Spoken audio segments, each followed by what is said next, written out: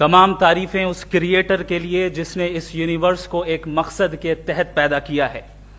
Respected جناب جاوید اختر صاحب, mister Saurabh Dwivedi اور respected audience, thank you all for being here today.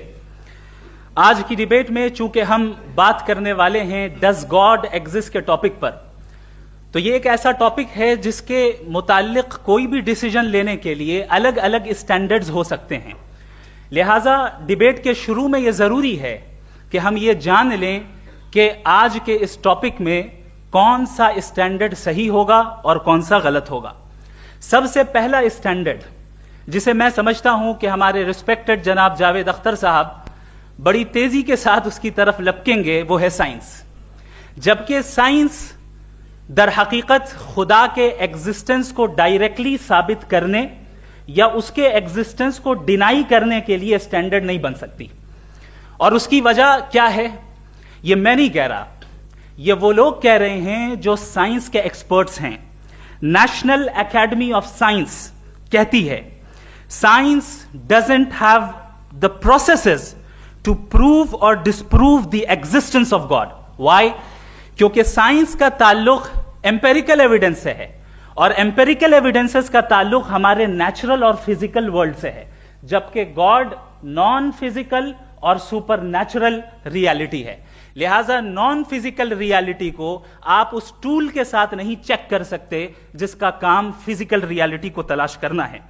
لہذا آج اس ڈیبیٹ میں گاڈ کی ایگزسٹنس کو ثابت کرنے یا اسے ڈینائی کرنے میں سائنٹیفک ایویڈنس کو ایکسپٹ نہیں کیا جائے گا. دوسرا اسٹینڈرڈ ہو سکتا ہے ریویلیشن, کہ ریویلیشن کے ذریعے ہم یہ ثابت کریں کہ گاڈ ایگزسٹ کرتا ہے یا نہیں. لیکن یہ اسٹینڈرڈ بھی آج ارریلیونٹ ہے. کیوں؟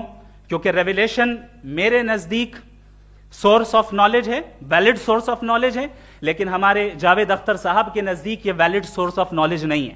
لہٰذا آج کی ڈیبیٹ میں میں ایک بھی ایویڈنس کسی بھی مذہبی اسکرپچر سے نہیں دوں گا تاکہ جاوید اختر صاحب کے لیے وہ ان ایکسپٹیبل نہ ہو. تیسرا جو معیار ہو سکتا ہے وہ ہے آبزرویشن, کہ بھائی کوئی کہے کہ ہمیں خدا دکھاؤ, اگر ہے تو دکھاؤ, یا یہ کہ خدا کے ایگزسٹنس پر ایمپیریکل ایویڈنس دو. تو یہ ہے در حقیقت غلط ٹول کا استعمال کرنا. یہ ایسا ہی ہے کہ جاوید صاحب مجھ سے یہ مطالبہ کریں کہ مفتی صاحب آپ میٹل ڈیٹیکٹر کے ذریعے پلاسٹک ڈیٹیکٹ کر کے دکھائیں. اب چونکہ پلاسٹک ڈیٹیکٹ نہیں ہو پا رہی ہے لہٰذا plastic does not exist. No, you are using the wrong tool.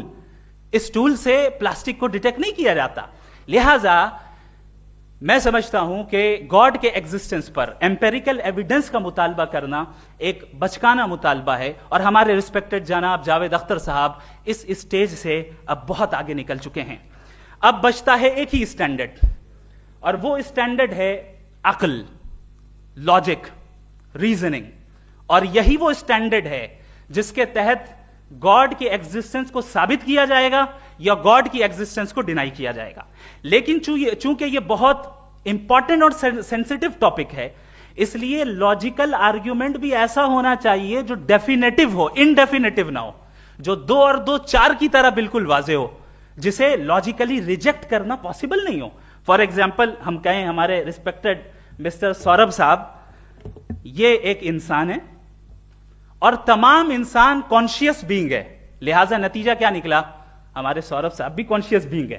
کیا یہ انڈیفینٹ آرگیومنٹ ہے یا ڈیفینٹ آرگیومنٹ ہے؟ یہ ڈیفینٹ آرگیومنٹ ہے. یہ 2 اور 2 کی طرح واضح ہے, اس میں کسی طرح جو ہے لاجیکلی اس کو ریجیکٹ نہیں کیا جا سکتا. تو اگر آج ہمارے جاوید اختر صاحب ایسی کوئی عقلی دلیل اور لاجیکل ایویڈنس دیں خدا کے نہ ہونے پر جو ڈیفینٹ بھی ہو, تو میں یہ اعلان کرتا ہوں کہ یقیناً میں اس ایویڈنس کو قبول کروں گا اور اس پر غور کروں گا. لیکن ساتھ میں یہ بھی اعلان کر دیتا ہوں پریڈکشن کے طور پر کہ ایسا کوئی ڈیفینٹ آرگیومنٹ کوئی نہیں پیش کر سکتا. دلیل ہم دیں گے اور ڈیفینیٹو دلیل دیں گے, لاجیکل دلیل دیں گے, ایسی دلیل دیں گے جو انٹائر ایتھیسٹک ورلڈ اسے ریفیوٹ نہیں کر سکتی. چلیں اب ہم ایک ایگزامپل سوچتے ہیں, ایک سینیریو, سمپل سینیریو. تمام آڈینس سے گزارش ہے, ہم اور آپ ایک آئسولیٹڈ آئیلینڈ پر ہیں, ایسا آئیلینڈ جہاں پہ ہم سے پہلے کوئی کبھی نہیں گیا. چلتے چلتے آپ کے سامنے اچانک آپ نے دیکھا ایک پنک کلر کی بال پڑی ہوئی ہے, सबसे पहला सवाल आपके जहन में क्या आएगा कि ये बॉल यहां क्यों आई, कैसे आई, ये पिंक कलर की ही क्यों है, कोई और कलर भी हो सकता था, ये इसी शेप में क्यों है, कोई और शेप भी हो सकता था। नेचुरली आप इस तरफ पहुंचेंगे कि कोई ना कोई है जिसने इन स्पेसिफिक प्रॉपर्टीज के साथ इस बॉल को बनाया है और यहां पे रखा है। चूंकि आप जानते हैं कि ये जो बॉल है इसका एग्जिस्ट करना जरूरी नहीं है, ये एग्जिस्ट कर भी सकती थी, नहीं भी कर सकती थी, और एग्जिस्ट करना ही था तो किसी और फॉर्म में करती, किसी और कलर में करती। अब आप इस बॉल को एक्सपैंड करते चले जाएं, एक्सपैंड करते चले जाएं, एक्सपैंड करते चले जाएं, यहां तक कि ये बॉल यूनिवर्स के साइज की हो जाए। बताइए कि क्या साइज के बढ़ जाने से सवाल बदल जाएगा? हरगिज नहीं बदलेगा। अभी भी सवाल रहेगा, ये यूनिवर्स कहां से आया, इन स्पेसिफिक प्रॉपर्टीज के साथ कहां से आया, क्यों आया, किसने बनाया, यह सवाल उस वक्त भी वैलिड रहेगा। लेकिन यह सवाल अगर हम जनाब जावेद अख्तर साहब से करें तो चूंकि इनका वर्ल्ड व्यू एथिस्टिक है, और सिर्फ इनका नहीं, मतलब जितने भी एथिस्ट हैं और एथिस्टिक वर्ल्ड व्यू को रखने वाले से अगर आप ये सवाल करें कि ये यूनिवर्स कहां से आया, तो इनका जवाब या तो आर्ग्यूमेंट फ्रॉम इग्नोरेंस होगा या डॉगमेटिक होगा। या तो ये कहेंगे कि मुझे नहीं पता कि ये कहां से आया, लिहाजा गॉड डज नॉट एग्जिस्ट, ये आर्ग्यूमेंट फ्रॉम इग्नोरेंस है, या ये कहेंगे कि ये यूनिवर्स खुद ब खुद बन गया। इसका मतलब ये है कि उस बॉल को भी खुद ब खुद बन जाना चाहिए, लेकिन बॉल के ताल्लुक से ये एक्सप्लेनेशन एक्सेप्ट नहीं की जाएगी कि ये खुद ब खुद बन गई, लेकिन यूनिवर्स के ताल्लुक से कर दिया जाएगा। इसे हम दूसरे अल्फाज में डॉगमा भी कह सकते हैं।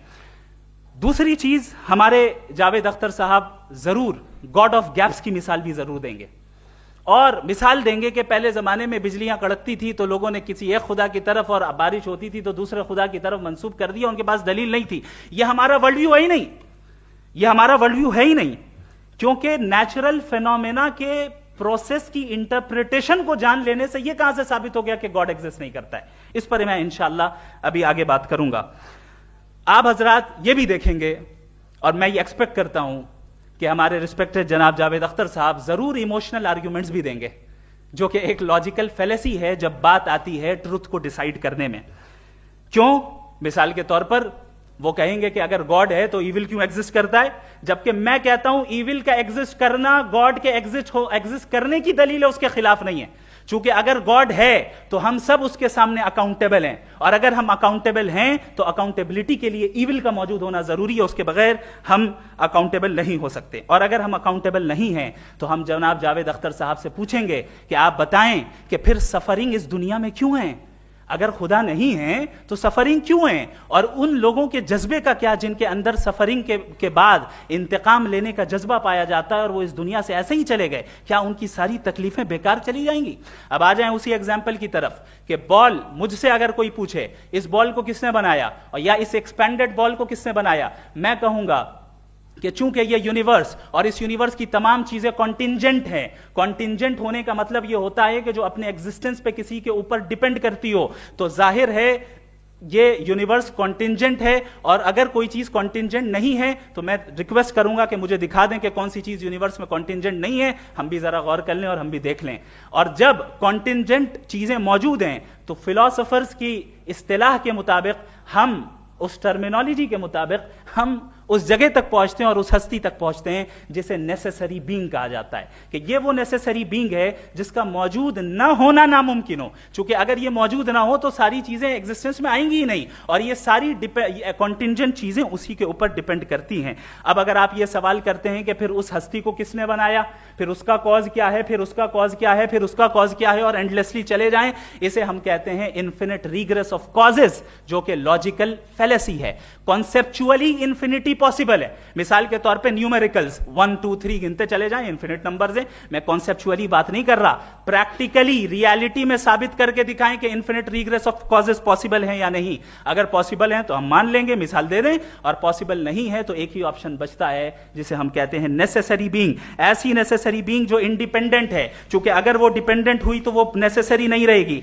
ऐसी इंडिपेंडेंट बीइंग जो इटर्नल है, अगर वो इटर्नल नहीं होगी, उसकी बिगिनिंग होगी तो वो खुद कॉन्टिंजेंट है। ऐसी बीइंग जो पावरफुल है, क्योंकि कॉन्टिंजेंट को एक्चुअलाइज करने के लिए पावर चाहिए। ऐसी बीइंग जो इंटेलिजेंट है और नॉलेजेबल है, क्योंकि ये यूनिवर्स स्पेसिफिक फॉर्म और स्पेसिफिक लॉज ऑफ नेचर के तहत प्रिसाइजली चल रहा है।